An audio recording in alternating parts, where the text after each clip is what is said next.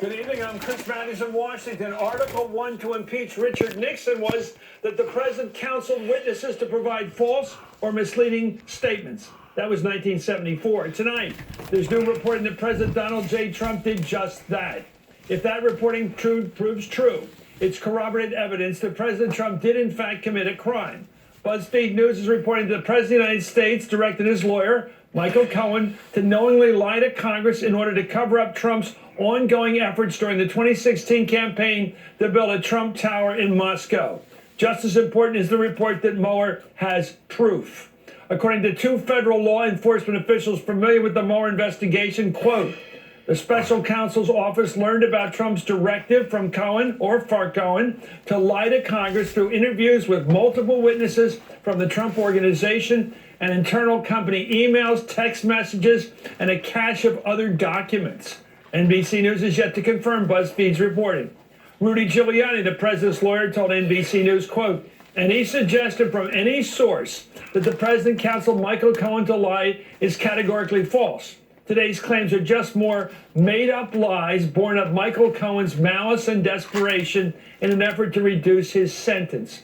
Well, directing someone to lie under oath is a crime, of course, and if proven, is potentially impeachable. For more, I'm joined by U.S. Congressman Eric Swalwell, Democrat from California, member of the House Judiciary and Intelligence Committees. Shannon Pettypiece, Bloomberg News White House reporter. Chuck Rosenberg, former U.S. Attorney and senior FBI official and MSNBC contributor. There's a stake and on the Donnie hill. Deutsch, Chairman Emeritus of Deutsche Incorporated. I want to go to Donnie on this. There's a stake on the hill, James. You're friends with Cohen. Tell me about Michael's sort of feeling about the pressure he's under now that this story's out. His story that the president told him to lie to Congress. I spoke to him today. He actually had some surgery today, and I spoke to him from the recovery room. And his response was, look, out of, obviously I asked him about it as anybody else would, and he was, look, out of respect to Mr. Mueller as an investigation, I can't talk about this. He did point out that this came from two top law enforcement officials. I also think people are going to, so they don't get disappointed February 7th, he's not going to be able to get into anything having to do with the Mueller-Russia investigation in front of Congress. So I don't think that Michael is going to be able to corroborate this in front of Congress either. The other thing that is very important to remember, I know this is the story of the day, and it's a huge story, but at the same time, he is continuing to go after his father-in-law. And that is a second obstruction of justice. And I've seen it in real time. I was on the phone with Michael the other night, the first time it happened, and he was panicked. He was like, he's going after my father-in-law. Are my children next? He said, you have no idea what this man is capable. I actually saw the reaction to the obstruction of justice in real time, where he said, I don't know if I'm going to testify. I don't think I'm going to testify. And I think he needed Elijah Cummings to come out the next day and calm him down a bit. So we are seeing obstruction of justice coming from two different angles to Michael Cohen, and we're seeing history. You know, I'm thinking of the scene in Godfather 2 when Petangelo's brothers called over from Sicily because they're going to kill the guy, kill his brother if he doesn't kill himself. Is that what it's about, being a family member and threatening the family member, in this case the father-in-law, to squelch the witness? You know, Chris, he used the same exact analogy to me. It's the exact analogy he used, and any Godfather fan knows it well. They bring in the brother from Sicily. He's sitting right there, and of course, he changes his testimony. We get Monsters with all of the heinous things that this president does. Let's think about this for a second. There's a man who's going to testify, a U.S. citizen, in front of Congress, and the president is publicly threatening, sending warnings to a man's family member.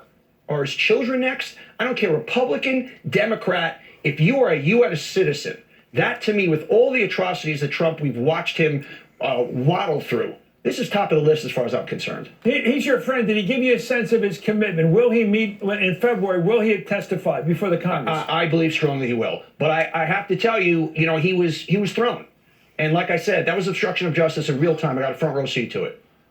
Let me go to Chuck Rosenberg. Chuck, the president has a unique schoolyard tactic, like a bully in a schoolyard, to find the weakness in the other guy. Now, here he thinks he's got the relative. But let's talk about this obstruction case. A president tells somebody to lie to Congress. Talk about the law. Matter of law, pretty simple. That is suborning perjury. And whether it's under oath or not, whether it's oral or written, whether it's in front of Congress or to the FBI, that's a crime. And prosecutors know how to charge that. It's not that hard. Talk about the evidence here. According to the report in BuzzFeed, there's all kinds of evidence. There's emails, there's all kinds of documents attached to them. There's a couple of other people involved. It's not just the word of Michael Cohen. Nor could it be. I mean, as a matter of law, perjury requires a witness and something else. But as a matter of practice, and the congressman knows this well because he was a prosecutor, you want to corroborate your witnesses however you can in as many ways as you can, as long as it's truthful and accurate. And so documents, emails, tapes, all that stuff corroborates, in theory, Well, Ralph, Michael since Cohen. he said. Right, and you wouldn't bring a he said case. It doesn't work, right? You need other stuff. And it sounds like, if the reporting is accurate, that you have other stuff. Let's talk about its materiality here. How material is this to the role of the President of the United States? Did he, to cover up a business deal, told one of his people to lie about it? Is that relevant to his role as head of state, Yes. chief of state? Tell me how. This is Watergate plus, right? Watergate was more of a domestic issue, rule of law at stake. The articles involved contempt of Congress, obstruction of justice, and abuse of power. Here, if you step back and ask, why did the president direct Michael Cohen to lie, if that's what he did? It's to cover up a relationship that he had with Russia that is still ongoing today, where what we value, democracy, human rights, a rule of law, that's at stake. So that is a outside threat as well as a rule of law inside threat. And I think that is, what is most concerning to me. To me, it's always been a question of collusion with the Russians, all kinds of weird entanglements. 101 we're counting right now between the Trump people and the Russians, and obstruction of justice. I wonder if this is one of those cases where there's an overlay. Because if he was covering up his business dealings so that he could cover up the fact that he was talking nice about Mr. Putin all those times to keep a business deal warm, that is a real problem in our country, as a country. Yes, that's evidence of collusion. That is an entanglement with the country that is not our friend. And I think some of the best evidence, if you're looking at, is there a quid pro quo? The quo really started to heat up after the Helsinki conference, right? Since Helsinki, where the interpreter's notes were essentially taken away, no other witnesses in the room, he has pulled us out of Syria. He has tried to take us out of NATO, and he's easing sanctions against someone who's involved in the Mueller investigation, Oleg Deripaska. You're a member of judiciary. Do you believe the president right now has been an agent of the Russians? Yes, I think there's more evidence than he is. Agent. Yes, and I think all the arrows point in that direction. I haven't seen a single piece of evidence that he's Oh not. my An agent God. like in the 1940s, where you had people who were Reds, to use an old term, like that. In other words, working for a foreign power. He's working on behalf of the Russians, yeah. Okay, as I mentioned, Oh throughout the my campaign God. in 2016, Donald Trump denied having any business interests in Russia. However, according to two law enforcement sources quoted in the BuzzFeed piece, Trump was actively engaged in talks on building a Trump Tower over in Moscow. The sources tell BuzzFeed that Trump had, quote, at least 10 face-to-face meetings with Michael Cohen about the Moscow deal during the campaign, and told Cohen to make a meeting with Putin happen in order to help his negotiations. The president wanted to meet with Putin. It's mesmerizing, Shannon. During a presidential campaign, this guy wants to be seen sitting down to do business with a man most people Americans see as an adversary. Well, it can speak to the fact that he never thought he was going to win. Right. That he was a businessman. Well, this wouldn't have running helped. A business. Well, right. He was a businessman running a business. Russians buy up his apartments in the United States. They have been talking for years about doing a Trump Tower in Moscow. This is not something they cooked up all of a sudden. Had he lost, would the Trump organization still want to do a Trump Tower in Moscow? Probably. Would Russians still be buying Trump apartments? So if he's on the campaign trail attacking Russia, what does that do then when he's not president and he has to do business with Russia as a businessman? I mean, I think it kind of shows the mindset that he had at the time. Let me go to Donnie on this, because a lot of my friends on the left, and I deal with a lot of people on the left, they have a sense of the pettiness of Donald Trump. Not just they don't like the guy, they don't like his policies, they think he's petty. They think he does everything for money. That everything in the campaign was basically a PR campaign to build up his business potential, and when he loses, that it was all about that Trump Tower. Oh, everything my about God. being Russian, pro-Russian, wasn't about a grand deal, which I'd imagine, maybe I'm a romantic, that would be some deal east-west against the South, against the terrorists in the Middle East. Where are you on that question? Is he always interested in money day to day, and can Michael confirm that? Donald Trump is a sleazy real estate developer. It was always about the money. Michael once said to me at the beginning of the campaign, Donald said, this is going to be the biggest infomercial that we ever did. That, to the previous point, Donald did not think he was going to win. And I've always said from the beginning of this, follow the money.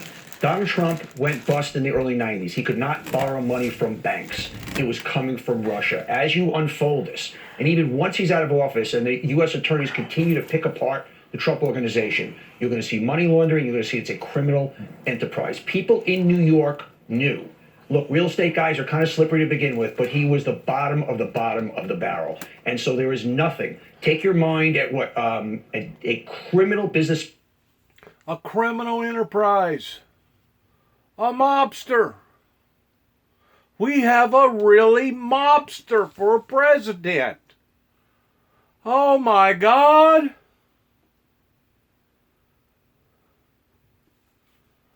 This goes beyond Nixon. Man would do. Take it as low as it can go, and that is Donald J. Trump. What was his motive for the campaign? Oh, it's very, very simple. We have two things. First of all, there's the heroin of the attention, but it is at the same time, just think about it. You run for president for 24/7 for 18 months, you're out there.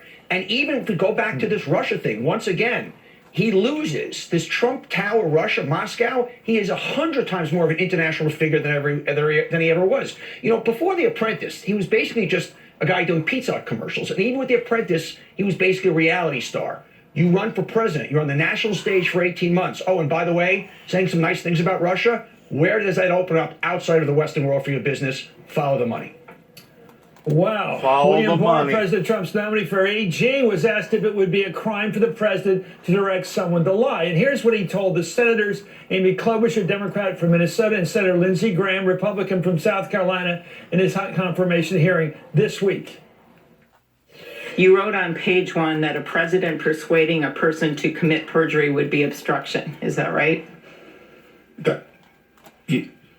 Yes. Okay. Any person who persuades person. another to, yeah. Okay. You also said that a president or any person convincing a witness to change testimony would be obstruction. Is that right? Yes. Okay. And on page 2, you said that a president deliberately impairing the integrity or availability of evidence would be an obstruction. Is that correct? Yes. Okay. So if there was some reason to believe that the president tried to coach somebody not to testify or testify falsely, that could be obstruction of justice. Yes. Under that. Yeah. Under an obstruction statute. Yes. What do we make of that, Chuck? I mean, there's this guy saying if he does this, if BuzzFeed's right with this story, he's a criminal. There's no other answer. I mean, this is straightforward criminal law. There are complicated questions about a president's authority maybe to pardon someone or to fire someone, and whether that can be a crime. Suborning perjury? No, that's easy. That's a crime. No question. It's the only answer he could give. Chuck? Congressman. Yeah, and also. But he the evidence hesitated that on giving it, he didn't he? did this, Chuck was talking about corroboration. It is independently confirmed by evidence that we had in our Intelligence Committee investigation that he told Hope Hicks at times to lie for him. And what he did with James Comey saying, can you make this case go away? This is just the way the guy acts. And as to your question about is he an agent for Russia, we should not assume that he is faithful only to Russia. I think there are other countries that he has business dealings with that he would work on behalf Russia's of, like bad the Saudis. enough. Yeah. I mean, But the Bonnie, Saudis, I was trying to figure out, listening to Donnie, if it's money that moves this guy, and he was going to make $300 million on the tower over there, and he's going to give the top of the room, the best room to a penthouse suite, penthouse to Putin. Talk about entanglement. Right. Well, and Donnie raised an interesting point that in New York, Donald Trump's, his reputation was as like a quote unquote sleazy real estate man. There's a lot of people in the New York real estate scene who would say that. Prosecutors in New York knew that too. For years and years and years, Donald Trump was a big fish. He was someone that they knew had questionable history with business. They never got to him. Now they have an in. They never really had an in before. So you could argue that now through Michael Cohen, through these payments to Stormy Daniels, it's given them potentially an in to dig into this organization that they wanted to go into. Donnie, it's great to have you on the show, and I watched all the other shows, so I'm going to take advantage of you being here. Tell me about Donald Trump. If he gets impeached but not convicted, say that happens. That's very likely. Something like that will happen. What's he going to do? Is he going to run for re-election? Is he going to form a government in exile? What's he going to do? This is the scary part. This is where it ends. He's going to tell people to take to the streets. That's his last move. Yeah. He owns 50, 60 million. How many voters? Whatever that 30%. He's going to say, they're trying to take your president away. Don't let them do it. We're going to the streets. We're going to create a civil war, and then take it one step further than that. Then he's going to monetize it and say, and I'm starting the Trump Revolutionary Network. You can join for $6 a month subscription. So he's not going to form a third party or something like that. He's not. Well, I think what he'll say, he will say, I have more power outside the government now. Your government is fully, this is a deep state. I am starting the Trump Revolutionary Party. I don't need to run for office. We're not even going to run for office again. And I'm going to have my megaphone. Follow me down the street. My first rally is in Arkansas. Yeah. We are heading to a civil war. Whatever we think this man is capable of, he is capable of more.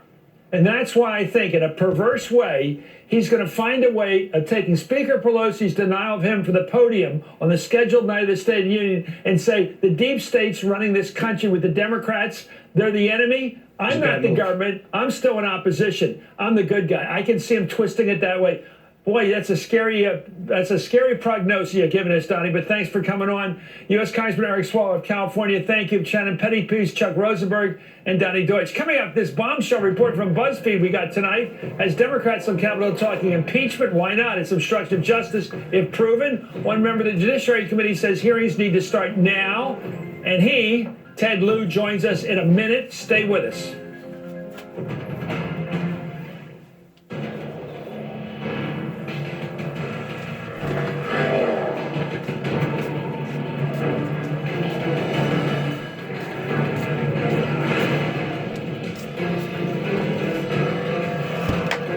I hate to say it, but it almost sounds like the makings of a revolutionary war, don't it?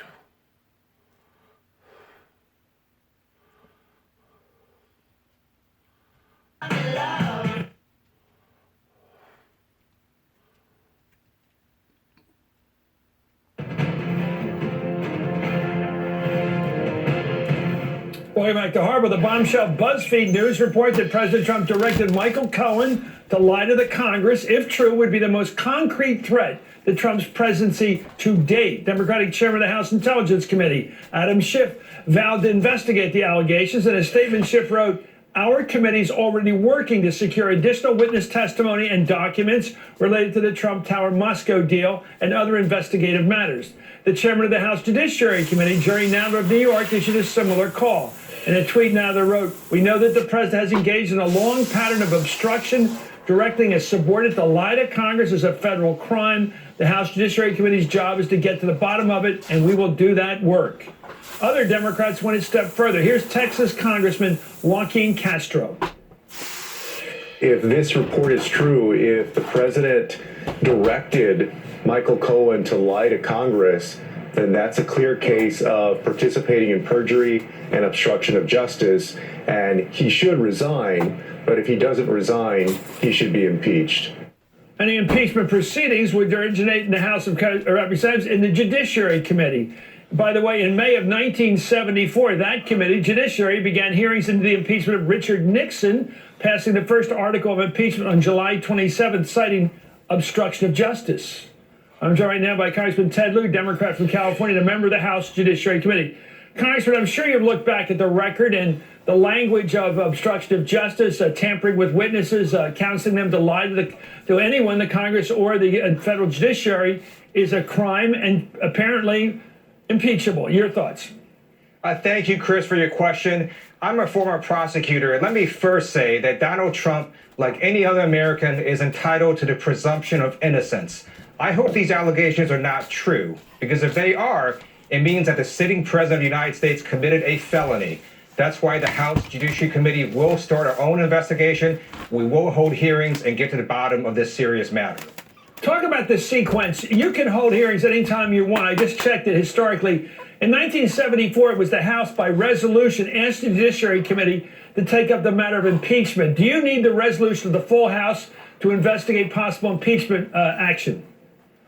No, we don't. And before we even get to the question of impeachment, we have to first lay a record as to whether these allegations are true or false. Right now, we've got a news article.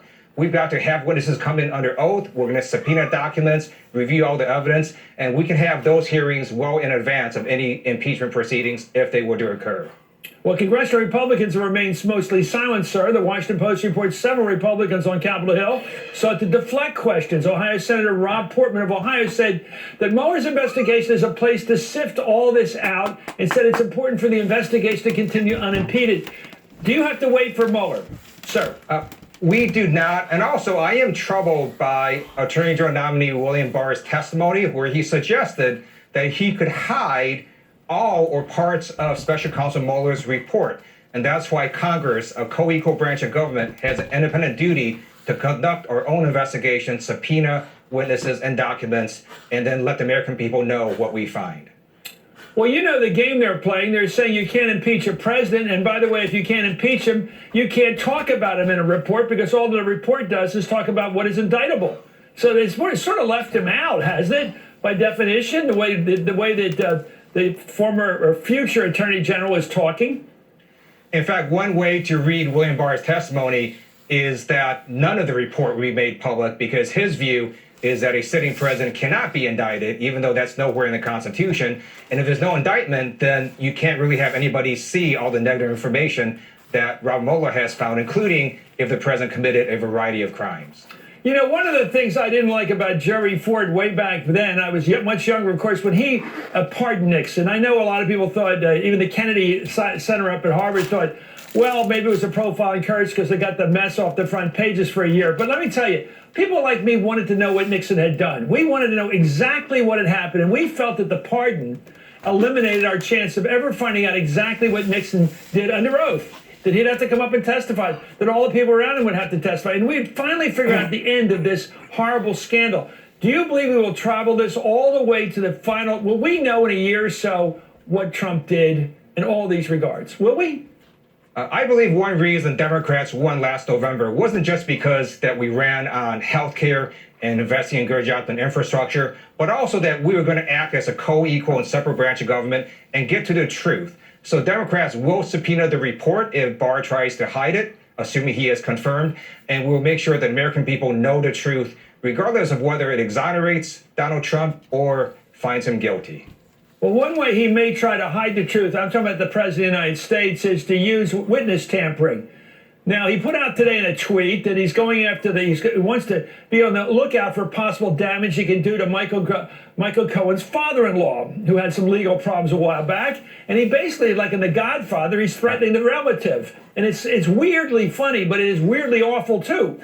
There's a guy who must have seen The Godfather like most guys have seen it and knows that's a felon in itself. You can't threaten a guy by saying, I'm going to knock off your brother-in-law, your sister, or anybody, or I'm going to prosecute your father-in-law. What do you make of that? Can he keep the witness from appearing before the Oversight Committee? One thing that prosecutors look for is we look for something called consciousness of guilt, which is what would a guilty person do that an innocent person would not? So Donald Trump has had a lot of time now to respond to these allegations, and has he denied them personally?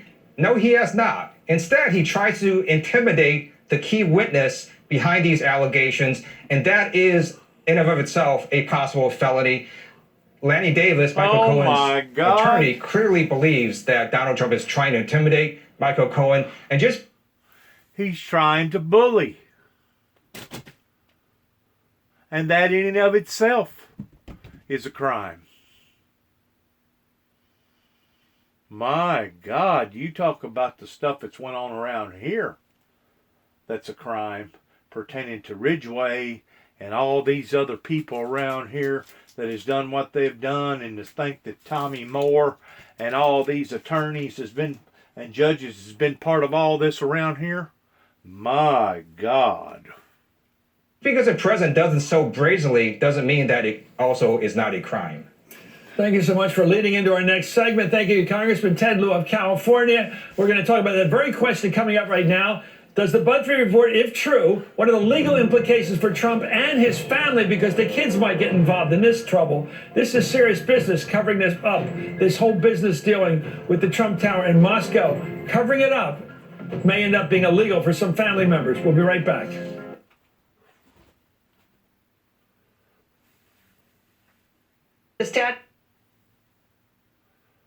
Can't indict somebody, shut up about it. Therefore, he doesn't say anything in his report about Trump's behavior in regard to all this mess, the scandal? The report, I mean, I worked on Whitewater, and there was this, under the statute, you had to, Ken had to produce a very long report. That's not the case under these regulations. There is no report. Well, it's possible, in other words, the members of Congress who got impeachment on their mind, Greg, will not have any information from Mueller by that theory. Well, any information. The good news for the president potentially is because of the OLC opinions Kim referenced, a sitting president cannot be indicted. The bad news is that unlike any other target of an investigation, who, if not indicted, Congress doesn't care about, Congress will care a lot about finding out what Mueller found, even if he felt he couldn't indict the president. And how would they find that? How would they get it? They're likely going to simply demand the report, the confidential report that the special counsel gives to the attorney general, and perhaps even call Robert Mueller up to testify. How about William Barr, the new AG, next AG? Can he stop all this and kill the whole thing? It sounds like he's keeping that option. He was non-committal in the hearing, to be sure, and I wouldn't expect him to make a commitment at this point. Okay. Well, he said he'd let him finish. He said he'd let him finish the investigation. And that's true. And he could actually amend the regulations. These are internal DOJ regulations. It's not a statute. He said in the testimony we just showed that he believes this is obstruction. This is illegal, what he just saw there. Yeah. Suborning perjury. Right. I mean, it's a straight, you can't, and this is a core constitutional power of Congress to investigate. That's part of its legislative power. And so here we've got the President of the United States potentially telling someone to lie to a coordinate branch of government. I've thought a lot about this, and I think even despite the OLC memorandum, despite all of this, if this were ever to get up before the Supreme Court of the United States, I used to work with Brett Kavanaugh, I think it would be very difficult for them to say, listen, we're all boxed in. There's no way that Congress can get this information. There's no way that the executive branch can prosecute. I think there would have to be, just like executive privilege, for example, there'd have to be a sense of balance here. We've got to figure out. The Supreme Court follows the election returns, basically, the old line. They know how much the public wants to know what happened. Well, they're institutionalists. The framers wanted a checks and balances, and if we've got a situation where it's a checkmate, there's no place to actually make this public, it's a problem. Criminal motive here, Greg. Why did the president tell, if he did, according to this report, he did, tell Michael Cohen, his lawyer Fixer, to lie about his business dealings in Russia? They're not illegal. They looked unsavory that he's doing this during a presidential campaign, but I think a couple of reasons. Unsavory, as you point out, and we don't know that they're not illegal. There could have been Foreign Corrupt Practices Act violations being committed. We just don't know enough yet. There clearly was a reason that, if the reporting is true, that the president didn't want the Congress and the public to know the true extent of his dealings in Russia. I can think of why politically he wanted us to know, because all the time he's blowing kisses over to Moscow, to Putin, it might begin to look like the reason he's doing that is to warm up a business deal. Well, he signed his letter of intent. There's signatures on the letter of intent the day that there was a Republican debate, for the presidential debate, and then we had all of the clips are showing pro-Putin, pro-Putin, pro-Putin, and it stopped around the time of the Trump Tower deal in Moscow when the DNC's people made the hacking public. You guys use the word exposure in criminal law. Here's one. According to BuzzFeed, the president's son, Don Jr., received regular detailed updates about the Trump Tower Moscow plan from Michael Cohen. But in his testimony to the Senate Judiciary Committee, the young Don Jr. said he knew very little about the deal and was only peripherally aware about it. Greg? Yeah, I think is he in trouble in this? Potentially. The key to all of this, I think, is whether or not the reporting is correct in that there's actual corroborating evidence. It's not just Michael Cohen's testimony, but there are other witnesses, perhaps documentary evidence, that corroborate what Michael Cohen apparently will say to Congress. But what about the kid? Well, again, it depends on what that evidence suggests or indicates about him and others. It's also so lawyered, peripherally involved. That's a very carefully crafted answer that you could easily dodge. I think Congress could put him back in the box and say, listen, we want to know what you mean by that, and pin him down. Or would a judge say he was lying if he said peripherally involved and he was the son and the future owner of the whole enterprise? Well, it would be a jury that would make that determination. It's hard to say without knowing what the evidence is. Anyway, Kim Whaley, thank you, Greg. Thanks so much. Up next, some Republicans still in the Senate came down hard on President Bill Clinton when he was accused of a similar offense of obstruction 20 years ago. Will they be just as hard on President Trump if this BuzzFeed report is true? Isn't it wonderful to catch people like Mitch McConnell and Lindsey Graham having to be consistent in how they treated Bill Clinton and be consistent now with the same charge? Won't be interesting to watch. You're watching Hardball. Healthier brain, better life. Grubhub is a delivery app that lets you order any food your heart and stomach desire. So you can order this, or maybe a little bit of this. Order from over 85,000. What's the old saying? If it's too good to be true, it usually is. Green Book is the feel-good movie. That's the winner of 3 Golden Globes. We have a guy that's got all the right incentives. He's passionate about his incentives towards wanting to help America. But now we're finding out a deeper, darker side to the Trump estates. I guess what probably throwed him for a loop was the fact that he did become president. And he really wasn't aiming to become president. The only thing that he was going to do was just ruffle up the feathers a little bit. Put on a show. Gain more popularity in some of his entertainment features that he was involved in doing, such as "You're Fired." Yeah. If this turns out to be true, I'm just afraid somebody else is going to be looking at the chief and commander and saying, "You're fired." Because if they can dig deeper towards finding out that this guy was actually an agent working with and for the Russian Federation, that's going to be bad, bad news for the whole Trump estate, for all the Trump estate, from the father to the son, all the way down to the guy that shines his shoes. It's going to be bad news. God, there's always a scandal, isn't it? And to think that the whole time this guy really has been a mobster. Working for the mob.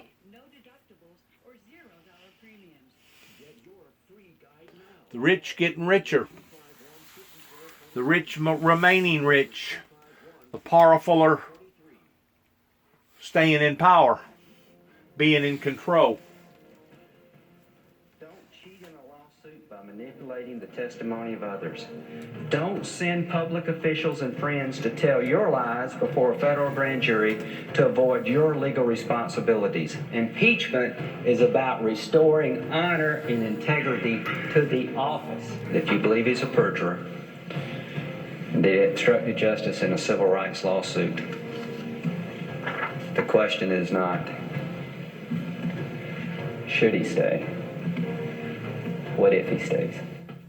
Welcome back to Harvard. That was Senator Lindsey Graham back in 1999 arguing for the impeachment of President Bill Clinton. He was still in the House, citing the president's direction to Monica Lewinsky to lie about their relationship. Right. Senator Mitch McConnell made a similar point during a closed session of Clinton's impeachment trial, noting that, quote, he obstructed justice by encouraging Ms. Lewinsky to give false testimony.